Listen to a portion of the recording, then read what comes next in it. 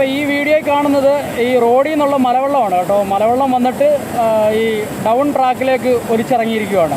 Down ട്രാക്കിൻ്റെ down സൈഡിൽ, അതായത് right സൈഡിൽ ട്രാക്കിൻ്റെ ബലാസ്റ്റ് മൊത്തം പോയിട്ടുണ്ട്. ഈ ബലാസ്റ്റ് പോയിട്ട് താഴെ ഒഴുകി പോയിട്ട് അപ്പിലേക്കുള്ള ട്രാക്കിൽ, ആ ട്രാക്കിലാണ് മൊത്തം ബലാസ്റ്റും പോയേക്കുന്നത്.